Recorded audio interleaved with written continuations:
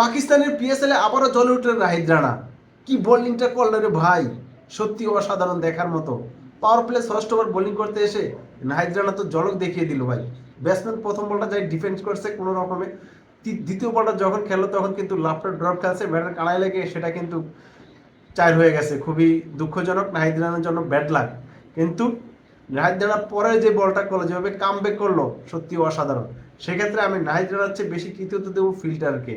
ফিল্ডারটা যেভাবে বলটাকে মানে ফিল্ডিং করে আটকিয়ে দিয়েছে, সত্যি অসাধারণ, প্রশংসা করতে হয়। আর ওই ফিল্ডিংটা যদি একটু নর্মাল হতো তাহলে কিন্তু সে টানা 2 বলে 2টা 4 খেয়ে ফেলতো। কিন্তু সেক্ষেত্রে ফিল্ডিংটা কিন্তু অসাধারণ দিয়েছে, যার কারণে সে রান সেভ দিয়েছে, কোনো রান হয়নি। মানে 2 বলে 4 রান দিয়েছে, মানে ষষ্ঠ বারে বোলিং করতেছে।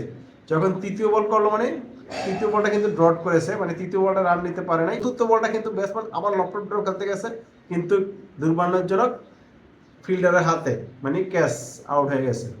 মানে আর পারলো না, মানে চেষ্টা করছিল নাহিদ রানাকে মেরে একটা মানে কনফিডেন্স নেওয়ার জন্য, ম্যাচে তারা ফিরে আসতে জন্য। কিন্তু সেক্ষেত্রে তো নাহিদ রানা বাংলাদেশ এক্সপ্রেস বর্তমানে যে ফর্মে আছে সেটা তো অসাধারণ, বলার মতোই।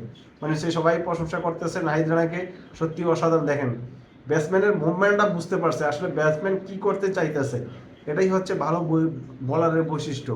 এভাবে বল করতে হবে বুঝে শুনে। তারপর যখন সিকান্দার রাজা নামলো, পরে কিন্তু প্রথম বলটা সিকান্দার রাজা লফট ড্রে খেলতে গেছে, কিন্তু ব্যাটে বলে করতে পারেনি, সেটা কিন্তু সিকান্দার রাজা ফেল করে ফেলছে।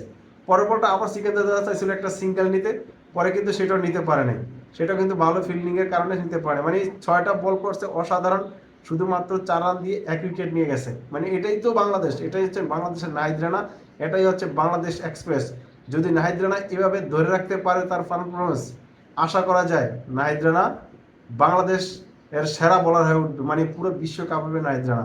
বাংলাদেশের পেস ইউনিটকে আপনি নেতৃত্ব দেন, যেভাবে পিসিএল এর যে 2টা ম্যাচ টানা ব্যাক টু ব্যাক ভালো খেলছেন, সেইটা কিন্তু এভাবে চাই, এভাবে ব্যাক টু ব্যাক ম্যাচে ভালো খেলবেন। এই ম্যাচটার মধ্যে কিন্তু নাহিদ রানা 2 উইকেট পেয়েছে, 3 ওভার বোলিং করে 15 রান দিয়ে 2 উইকেট নিয়েছে। মানে পিএসএল এর সবচেয়ে বেশি ডট বলের খাতা কিন্তু নাহিদ রানা প্রথম ফার্স্টে এখন আছে। মানে এটা একটা কিন্তু রেকর্ড, মানে এটা কিন্তু বাংলাদেশের একটা রেকর্ড। এরকম রেকর্ড কিন্তু বাংলাদেশের খাতায় কিন্তু খুবই কম আছে। মানে এরকম রেকর্ড কোনো বাংলাদেশের প্লেয়ারের নাই যে বাইরের লিগ খেলতে সেখানে বাংলাদেশের প্লেয়ার 1 নম্বর হয়। যেখানে বাংলাদেশের যখন লিগ হয়, বিপিএল হয়, তখনই বাংলাদেশের বলার ব্যাটসম্যানদের খুঁজে পাওয়া যায় না। আর সেখানে পিসিএল এর মতো একটা উচ্চ মানের লিগে সেখানে বাংলাদেশের নাহিদ রানা সবচেয়ে বেশি ডট বল দিচ্ছে নাহিদ রানা। একবার চিন্তা করা যায়।